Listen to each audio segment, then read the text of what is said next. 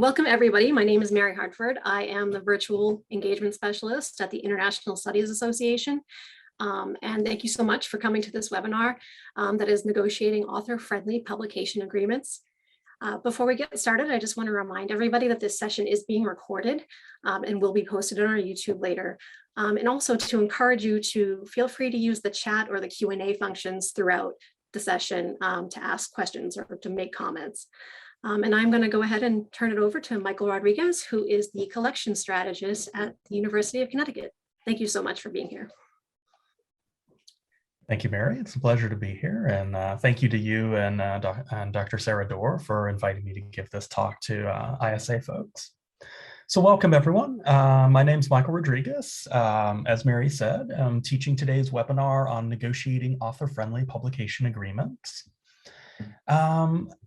I am currently Collections Strategist at the University of Connecticut Library, and in that capacity, one of the areas of work that I focus on is negotiating license agreements between vendors and publishers and the university library in order that we're able to provide our faculty and researchers with the research databases, the scholarly journals and ebooks and other materials to power the research enterprise.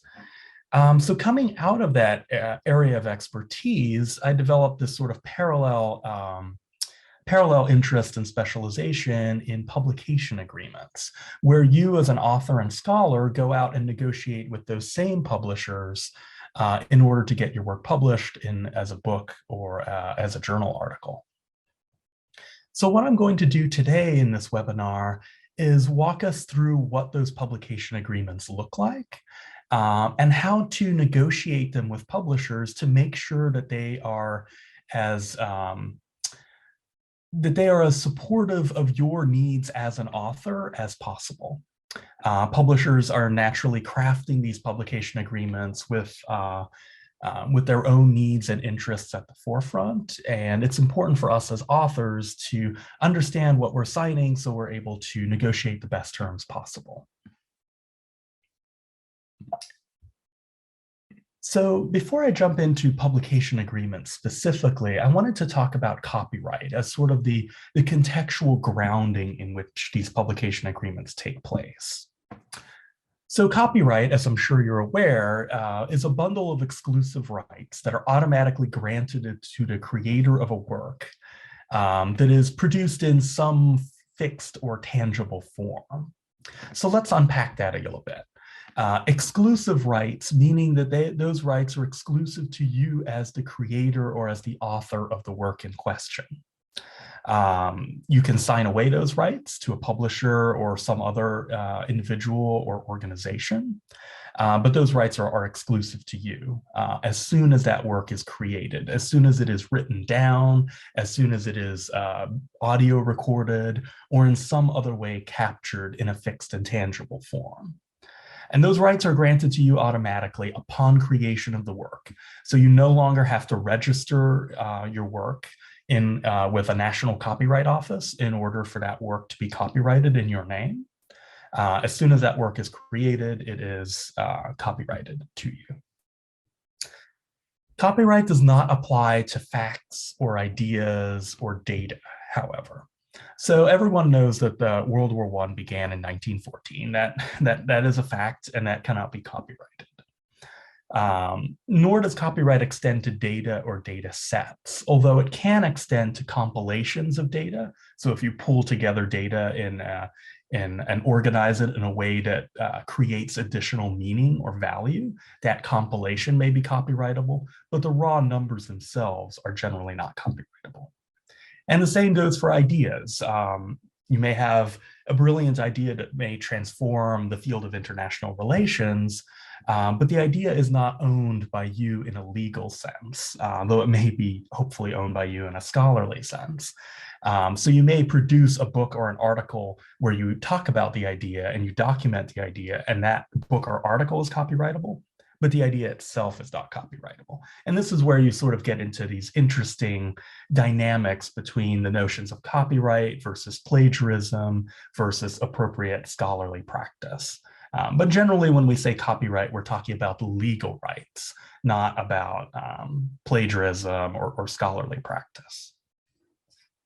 Because we have a fair number of international folks joining us today, folks beyond the US and Canada, I did want to highlight that copyright has some significant distinctions, whether it's taking place in common law versus civil law, which you can roughly break down as Anglo-based laws versus laws that are more common in the European continent, in French, German, as well as Japanese law.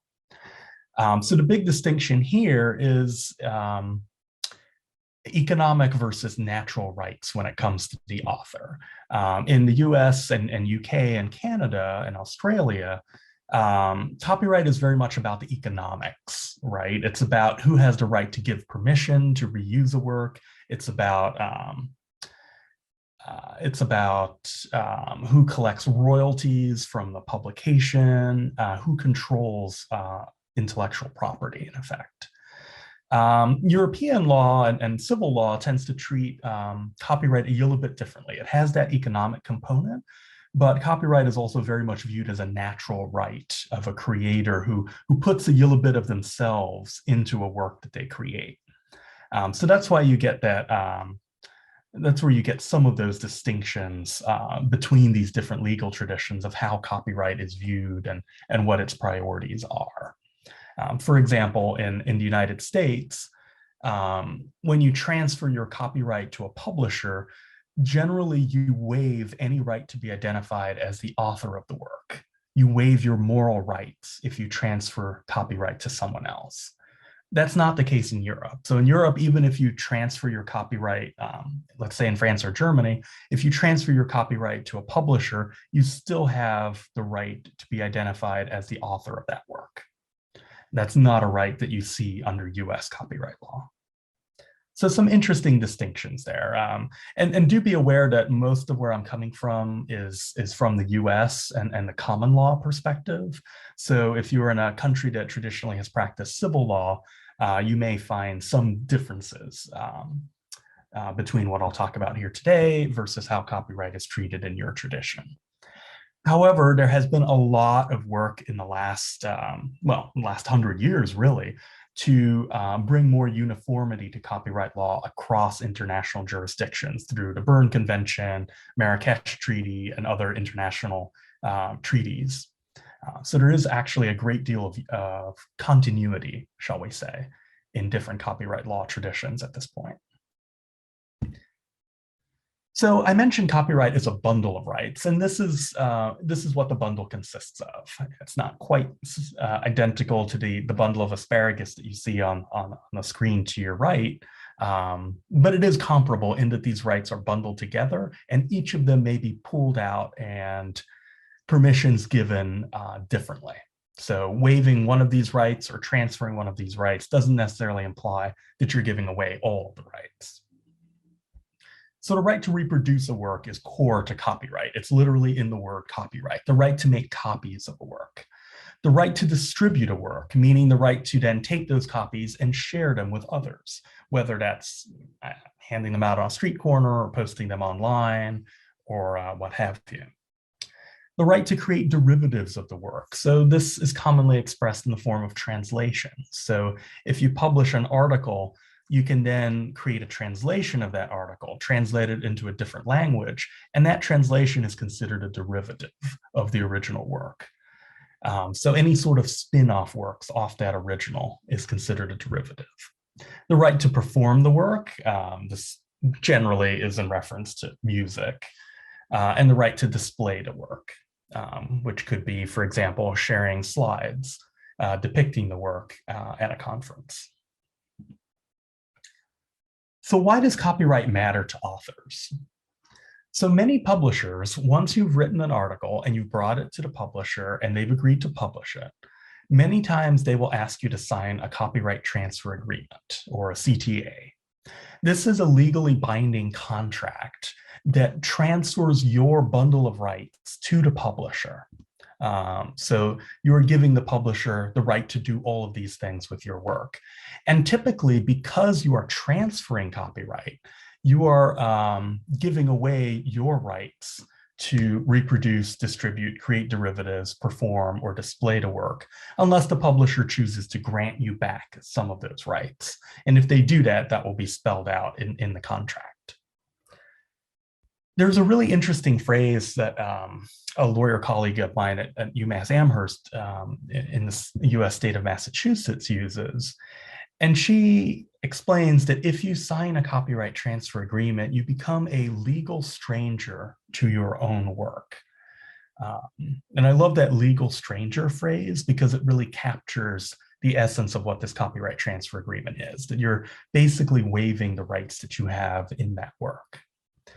The sad thing is that publishers generally don't need to own copyright in order to publish your work. There are different ways to supply that permission to publish and reuse your materials without giving them the exclusive bundle of rights. And none of this is to say that publishers are somehow bad or nefarious or they're out to get authors. That's not the case at all.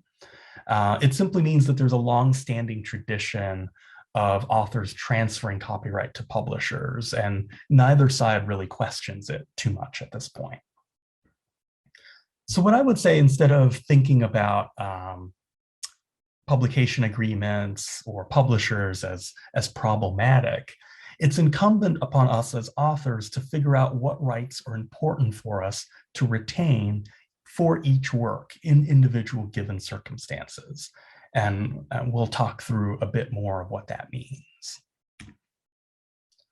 So here are some common misperceptions about negotiating with publishers, misperceptions that many authors hold.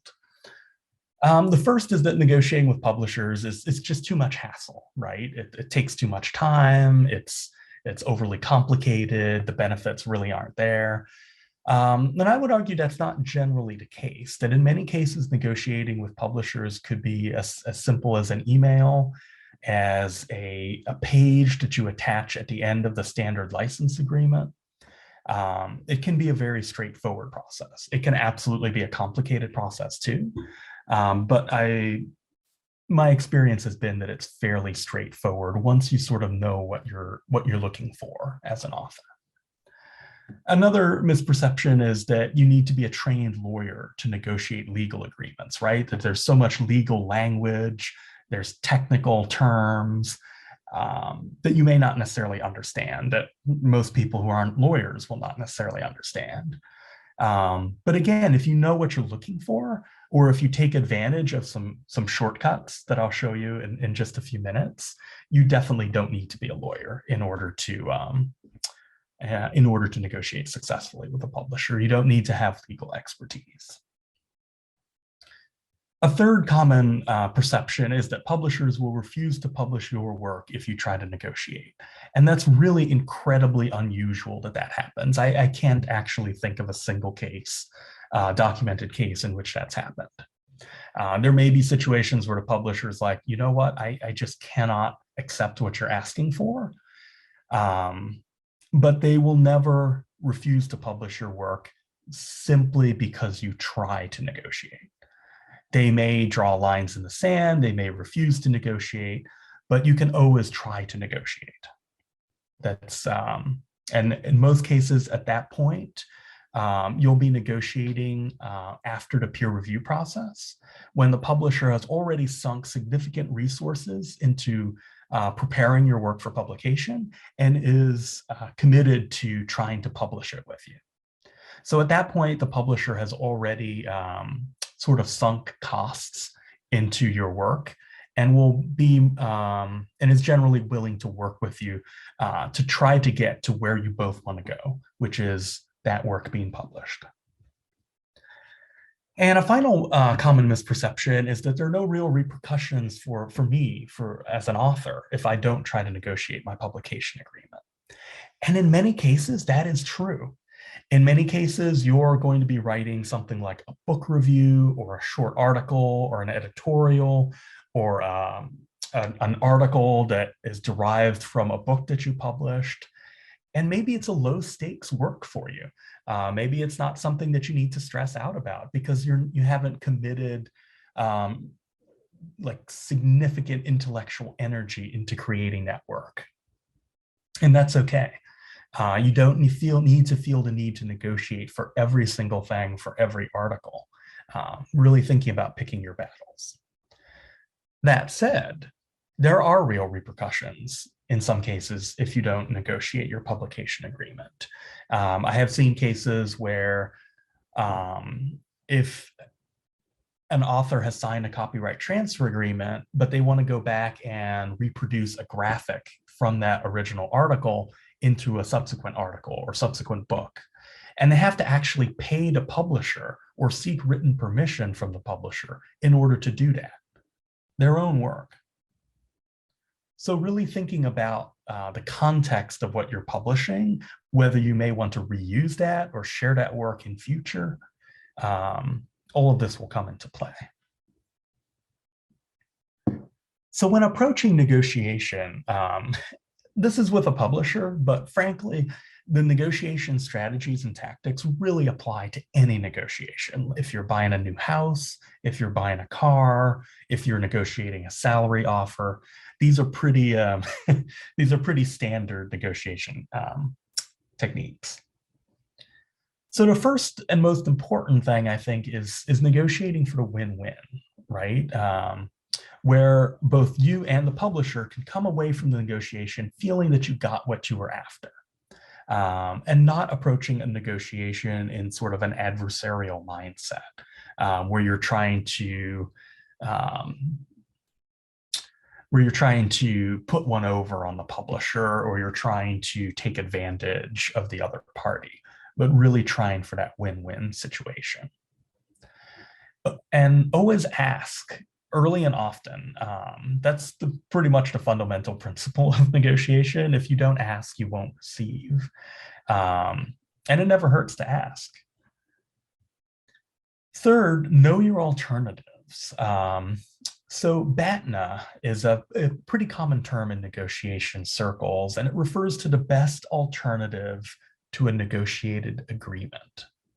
So if you go to a publisher and say, hey, I want X, Y, and Z, and the publisher says, no, we are not going to give you X, Y, and Z. This is our standard contract and we're not changing it. What are your alternatives? Are you willing to sort of go ahead and sign that copyright transfer agreement? Or could you potentially take that article to a different publisher? What are your alternatives? So sort of thinking through those as part of your negotiation strategy. And picking your battles. I mean, this is really important. I write book reviews all the time. And generally I sign copyright transfer agreements because I'm not really concerned about a 200-word book review. It doesn't have a lot of originality or intellectual effort to produce those. So I'm not really concerned about going through a whole negotiation process each time. But when I publish long-form peer-reviewed articles, like a 25-page article or a book chapter where I'm setting forth an original argument, I am going to care about that because I've put a lot into it and because it's original scholarship. In addition, make a practical case for the publisher to accept your ask. So this is simply explaining your reasoning as concisely as possible. Explain, hey, I really need to retain copyright of this particular graphic that I'm including in my article because I'm actually going to republish it in this other article that I'm working on. So sort of explain why you're asking for what you're asking. And be prepared to make concessions as well. I mean, don't expect to get everything that you're asking for immediately.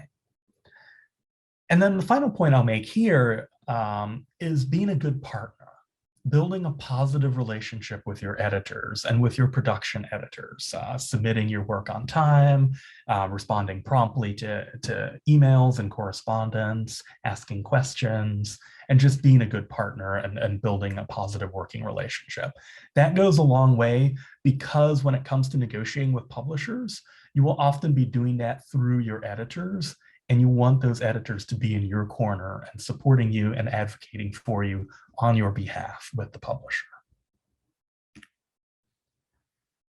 And then when it comes to actually conducting negotiation, You ask for what you need, and you do so courteously. Could be phone, through email. There's various different mechanisms for doing that are going to vary based on the publisher and their process. Explain what you want. Oftentimes there's a back and forth with your editor. And then there's a couple of different techniques for actually modifying the publication agreement that you're given.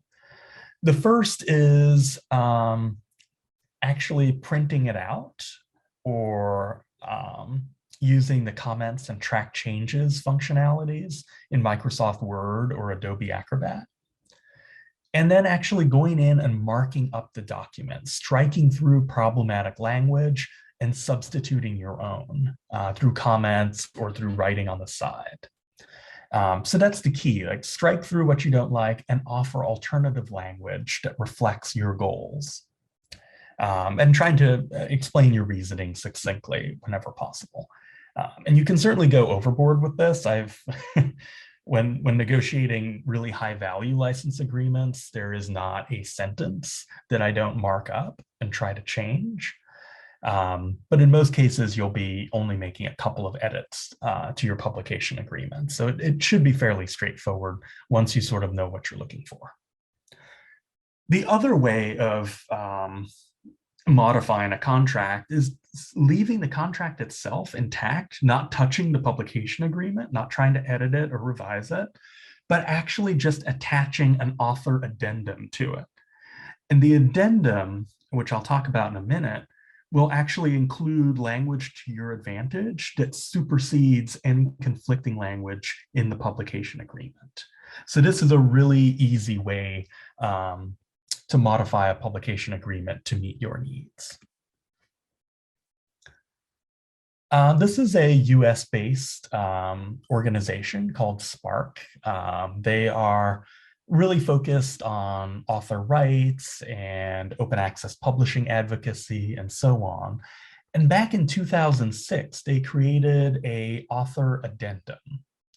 This is a legal instrument that you can use to modify publication agreements to make sure that you as an author retain key rights.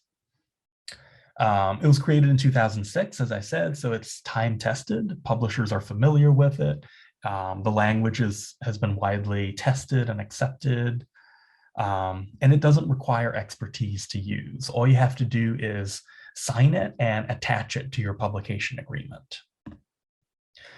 And what this Spark author addendum does, here's the language from the addendum in question, but it allows you to retain the right to use your article for non-commercial purposes. So you can, even when you transfer copyright to the publisher, by attaching this addendum, you'll still have the right to make copies of your own, to share copies online, to display copies at conferences, and what have you, as long as you're doing it for non-commercial reasons, as long as you're not directly profiting from doing this. It also gives you the right to prepare derivative works from the article. So for example, it'll let you translate the article or adapt it from an article to a book chapter. And it gives you the right to authorize other people to make non-commercial uses of the article. So for example, if your institution or your employer has a faculty open access policy, including this author addendum makes sure that your institution has the right to make a version of your article open access in accordance with the policy. The author addendum also has some other language regarding, okay, so the publisher is required to give you a copy of the PDF of the final published version of your article. That's pretty standard at this point. And honors prior non-exclusive licenses that your funder or your institution may have required you to grant them. The best part of this author addendum, in addition to being easy to use as an author, it doesn't require the publishers to sign it in order for it to take legal effect.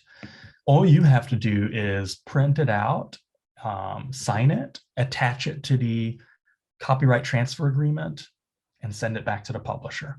And if the publisher then publishes your article, the author addendum applies. So this is a really great shortcut, as it were, to getting an author-friendly publication agreement, just using this addendum and attaching a copy to whatever publication agreement you're given by any publisher. And this will pretty much cover all of your bases in terms of how you may want to reuse or share your own work. So when looking at a typical copyright transfer agreement, I'm actually going to pop out of Google Slides here and show you what an actual copyright transfer agreement looks like. So this is one created by Taylor and Francis, and this is for pretty much any of the journals that Taylor and Francis publishes. What you'll generally see are a few standard sections across any publication agreement. So the first section will give the name of the article and the author. It will ask you to confirm that, yes, I am the author.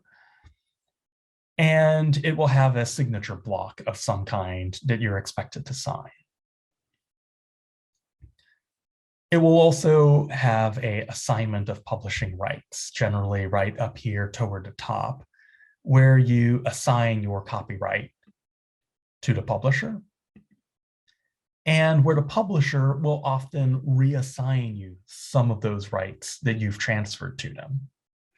So for example, this particular agreement has a section on author rights where it confirms that you have given up your copyright, but you still retain your moral rights. So Taylor and Francis has granted you back the right to be attributed as the author of the article. And there's usually a fairly hefty section on author warranties where, for example, you as the author are asked to guarantee to the publisher that you're not violating anyone's copyright, that you're not containing any defamatory or libelous statements, that you've checked the boxes as far as safety protocols and disclosures of conflicts of interest and so on. And then there's generally a little legal section somewhere where it asks you, where it underscores that, so here, if there are any disputes, this is the jurisdiction or court or governing laws that will apply if there's some kind of legal dispute between you and the publisher down the road. So this is a fairly standard structure. There's that bibliographic information describing the article, you confirm that you're the author, you sign off. There's an assignment of copyright section, as well as the publisher giving you back certain privileges. And then both you and the publisher share an outline of what your responsibilities and promises are under this agreement.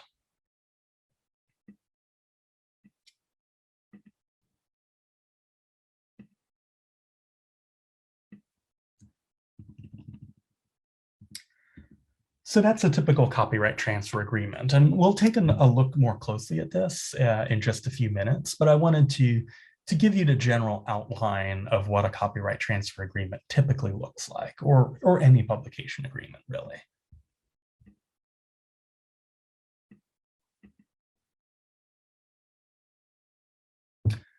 So that is a great question. I see a question came in through the chat. So the question is, do the rights to reproduce come under self-plagiarism? You know, that's an excellent question. So, I mean, as far as legal rights and responsibilities go, self-plagiarism is generally not a thing. So if you've given away your copyright to a publisher, then you will have to seek permission from the publisher, generally speaking, in order to reproduce the work that you assigned to them, that you transferred to them. But generally, the question of self-plagiarism comes much more under the question of appropriate professional and scholarly practice. So it's not necessarily a legal implication and much more of a scholarly question. I think for reproduction, however, What we're really thinking about in that context is, let's say you want to share copies. You want to make copies of the work that you transferred to the publisher. We'll make copies and post them online or give them to colleagues. So that's really what is referred to by reproduction in this context in most cases, where you're actually making copies of the item and then distributing those, sharing them with others.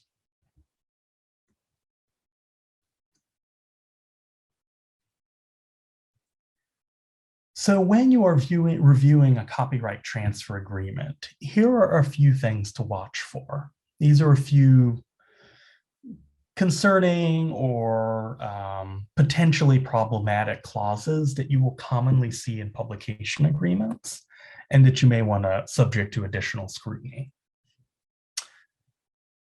So sometimes you will find in copyright transfer agreements or publication agreements this very sweeping language about assigning intellectual property rights to the publisher. In most cases, that's assigning copyright. It's straightforward. In some cases, however, you may be describing a patentable process, or you may be including material in your article or your work that you're planning to trademark down the road. So be careful if you are including trademark or patentable material in your article. Make sure that any rights you're transferring to the publisher exclude patents and trademarks. That's very important if you're publishing something that is potentially patentable and that by extension is potentially monetizable. Make sure you're not accidentally transferring your patents to the publisher. Non-compete clauses are pretty common in book publications, particularly when it comes to textbooks or other sort of widely sold and widely distributed scholarly items. So non-compete clauses generally say that you as the author cannot go out and write a similar textbook on the same subject for a competing publisher. So take a look at any non-compete clauses that may be in your book contracts and make sure that they work for you. Make sure that you retain flexibility about what work you publish and who you publish it with. And you're not sort of signing a blanket non-compete clause that could be interpreted very broadly. And we'll talk a little bit about that in just a bit. Prohibitions on reusing the work. So this is pretty common. The publisher will require you to transfer all of your copyrights and really won't give you back very many permissions to reuse your own work. So as you look through your publication agreement, make sure that there is some flexibility for you yourself on reusing your own work. Whether that is turning your article into a book chapter and creating a derivative work in that way, or whether it's simply the ability to share copies of your article with colleagues or hand them out at a conference or anything along those lines. Governing law and jurisdiction. In the unlikely event that there is a legal dispute between you and the publisher, you want to ideally make sure that the governing law and jurisdiction, that the courts that will be hammering out that dispute or the laws that will be governing that dispute, that those are your country's laws. So if you're publishing with a UK-based publisher, for example, and you are based in the US, ideally you would want the governing law and jurisdiction to be that of the United States. And that way, if there is a dispute, you wouldn't be subject to British law, which you're not going to be familiar with and which may be very expensive to litigate from across the channel, from across the ocean. So that's something to think about. Probably less important than some other clauses, but ideally, you want to say, if you're US based, say that the governing law and jurisdiction is that of the United States. Warranties and indemnification. So This is when you make promises or guarantees to a publisher, when you warrant, in effect, that you have not, that you've disclosed any conflicts of interest, that you've not breached anyone's copyright, you've not included any libelous or obscene materials in your article, that sort of thing. You make all these commitments to the publisher regarding your own behavior. So definitely take a look through those promises that you're making and make sure that you can stand behind them. Indemnification refers to is if there is some sort of legal dispute between a third party and the publisher regarding your article. Indemnification clauses generally mean that you've agreed to cover the costs of that litigation on the publisher's behalf. So again, sort of be very careful about what you're promising the publisher, because you may be legally responsible and financially responsible if for some reason your warranty is inaccurate or is perceived to be inaccurate. There's also a thing called a merger clause, and a merger is basically a fancy legal way of saying that there are no side agreements, that the contract that you and the publisher sign is it. If you made verbal agreements or agreements via email with your editors, those generally do not apply if there is a merger clause. So just be aware of that really the only legally binding thing when it comes to publication agreements is the publication agreement itself. There could also be a work for hire designation. This is less common, but basically work for hire is a common law concept that by signing an agreement in which you have produced the work as an employee, as someone paid to write something, for example, that you waive all rights that you have in that work, including the right to be attributed as the author of the work. Work for hire is not actually a thing in most civil law traditions, so bear that in mind if you're coming from a civil law country. But it is very common in the US and UK, particularly when it comes to articles that you may write for a magazine or another popular audience.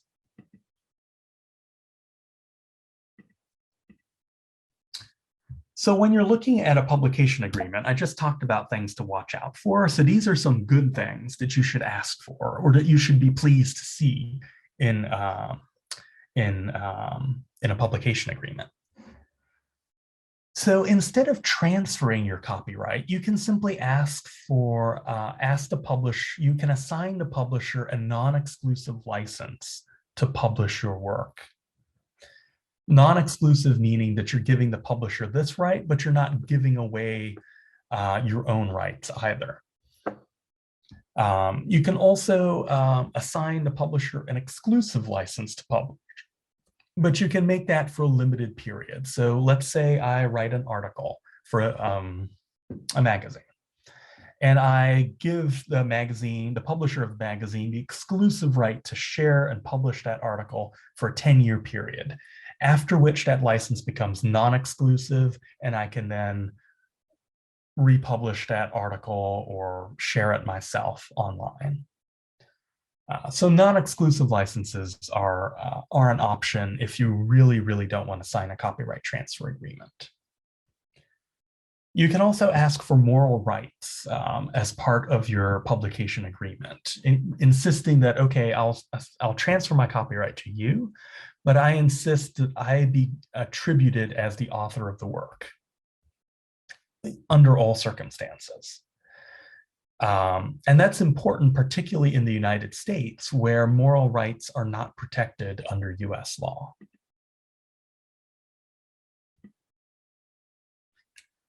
Approval of all modifications to the manuscript. So this is generally respected by publishers, but if this is not language in your license, in your publication agreement, you should probably ask for it. Make sure that you get prior approval to all modifications to the manuscript prior to publication. It's very rare that a publisher's copy edits result in a change in the meaning of the manuscript, but you never know. And you want to authorize all editorial changes. So that's important to include in there. And most publishers are very good about this, I will say. Going back to the warranties and indemnification issue, where you basically assume liability for any breach of promises that you made to the publisher.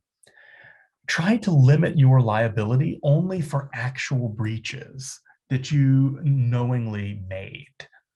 So actual breaches being, I've seen a fair number of publication agreements where the author assumes financial responsibility, even if in the event of a frivolous lawsuit or a lawsuit that gets thrown out of the court.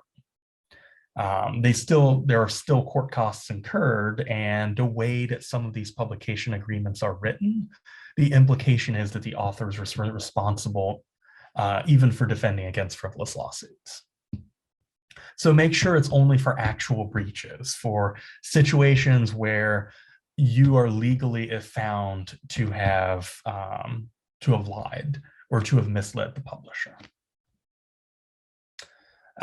Also, ask for the right to share your work with peers, or post it on your subject repository, or republish it, or use it in your scholarly and teaching activities, or to translate it.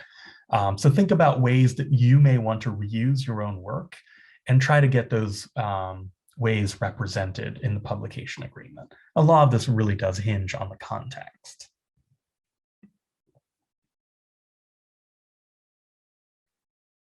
Let me pause there and take a quick look at the chat. So that's a great question. So the question is, if the publisher wants the patent and other intellectual property rights, why won't they accept the liability as well? Ideally, they should, right? Publishers are far more deep-pocketed than most authors. They have teams of lawyers that deal with these sorts of issues. But like any company, the publisher generally wants to make sure authors have skin in the game. They want to make sure that authors are making promises and taking financial responsibility. So they try to push a liability onto the authors whenever possible, which is problematic, of course. And in most cases, these publication agreements are drawn up by lawyers rather than editors. So it's pretty boilerplate stuff, unfortunately. But I think it's incumbent on authors to try to balance that by limiting their own liability in these cases. So there's another question. So if there's a merger no side agreements clause, would the author addendum still count, even if not signed by the publisher? Yes, it would. In this case, it would, because it would be actually attached to the author agreement as an addendum. What you can do to make even more sure that the addendum counts is to write into the publication agreement itself a quick line referencing the addendum and indicating that the terms in the addendum supersede any conflicting terms in the publication agreement. So supersede, so the addendum superseding the publication agreement. That word supersede is quite important. So you can always write that in into the publication agreement itself if you feel that there's any ambiguity. But generally speaking, the author addendum counts because it's incorporated into the contract. Yes, and thank you. I'll be sharing the links after the presentation, but yes, that's the correct URL to the Spark author addendum. So another question. So this might include things like academia.edu, LinkedIn, etc., for reproducing an article. Yes. So scholars commonly share their articles or versions of their articles on social media networks, on academia.edu, on ResearchGate, on their subject repository. So that would implicate the rights of reproduction because you're making a copy. as well as distribution, because you're sharing that copy online. So you definitely want to make sure whenever possible that you retain the right to reproduce and distribute your article. And in many cases, the publisher's fine with that, but they will ask you to only share the accepted version of your manuscript, the version of your manuscripts that's gone through peer review and has been accepted for publication, but hasn't yet been paginated and formatted and copy edited.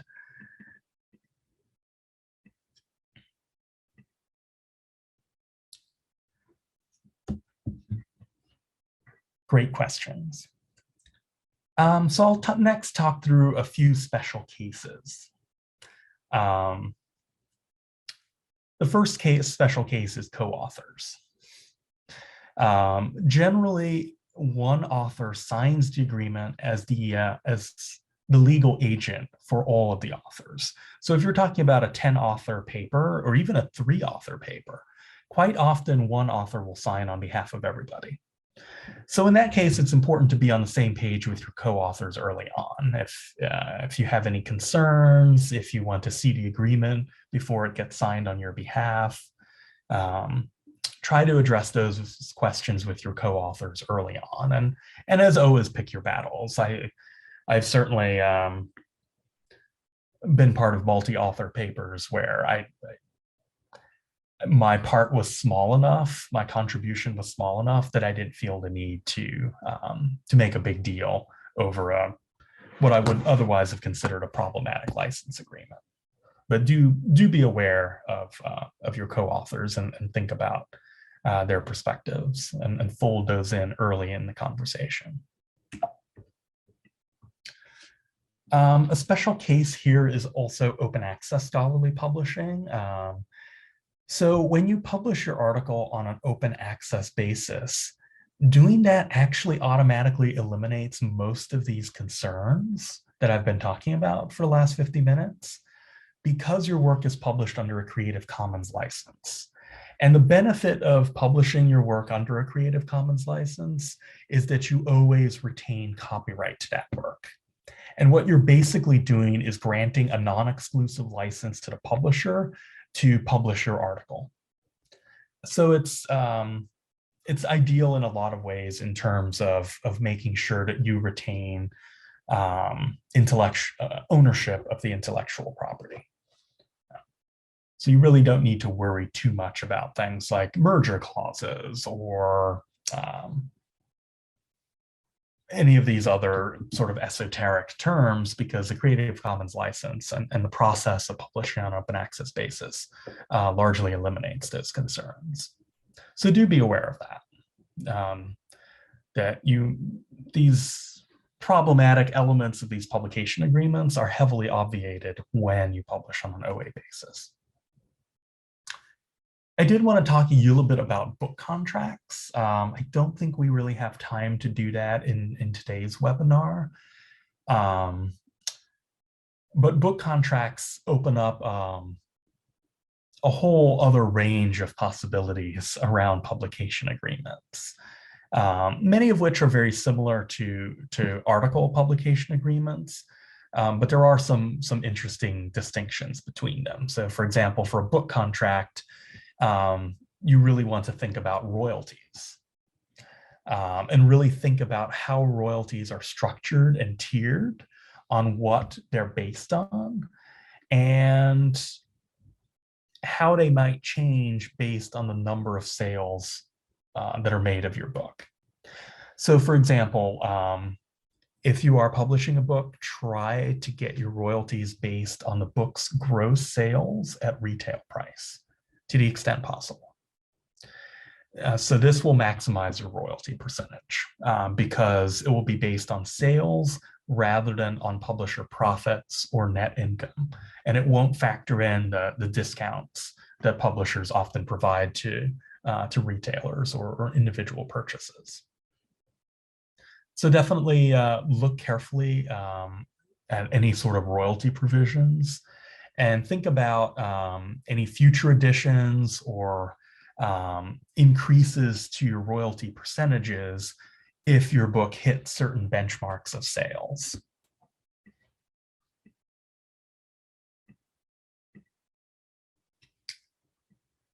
So I wanted to take just a couple of minutes to go back into that copyright transfer agreement from Taylor and Francis and walk through it a little bit more critically. So let me share the link to that in chat as well.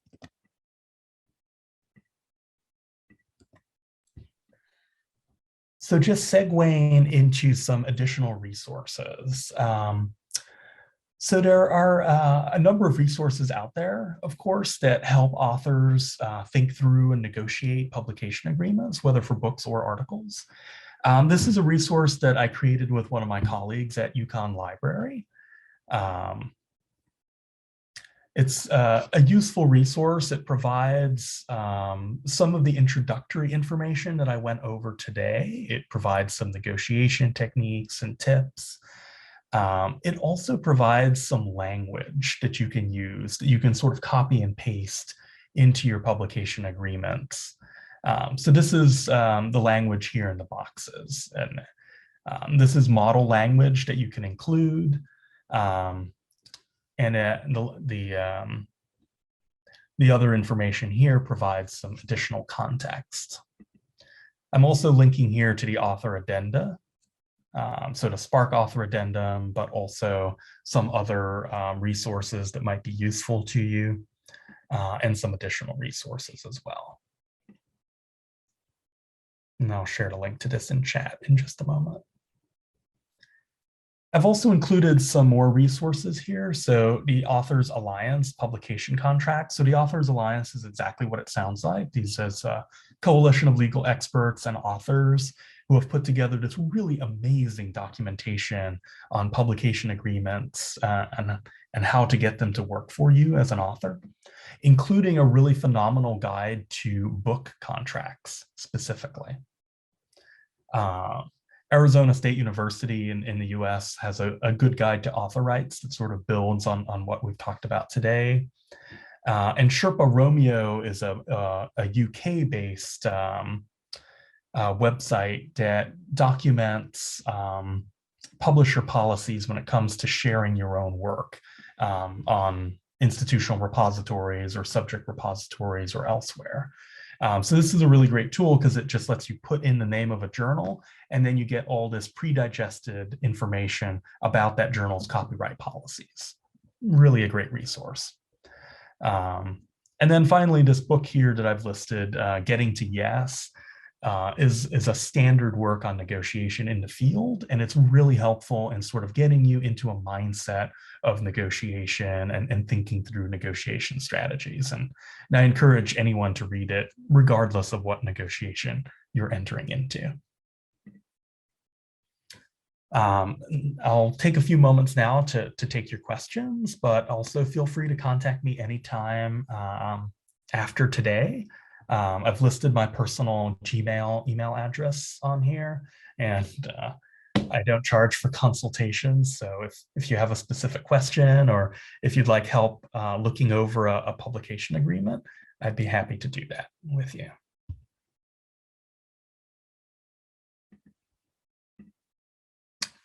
So let me go ahead and share the link to the guide in chat.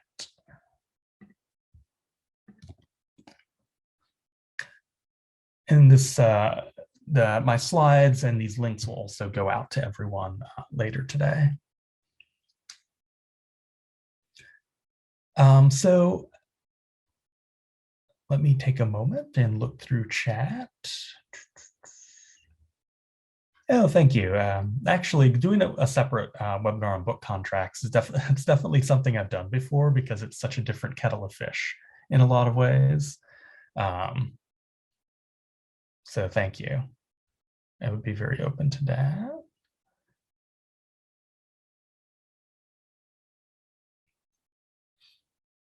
Yeah, and the other thing I can do, let me stop screen sharing and pop the other link into chat. So I will share the Authors Alliance Guide to Publication Contracts, because that has a lot of information about book contracts as well, which is really phenomenal, and which is probably the highest stake publication agreement you'll be working on.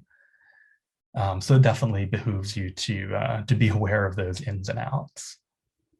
And this is a free resource too. This was a resource that was put together, I think, in 2018. And it's almost 300 pages, so you can get into as much detail as you like with this resource.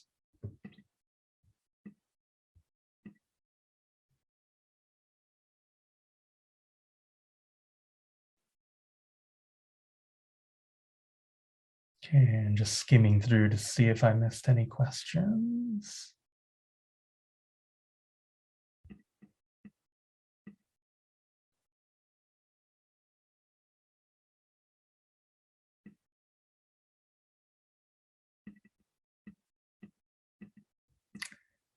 Excellent. All right. Well, thank you very much, everyone. This has been these are great questions, and I'm glad this has been helpful. And I'll definitely talk to ISA about doing a separate webinar on book contracts. It sounds like there'll be some broad interest there.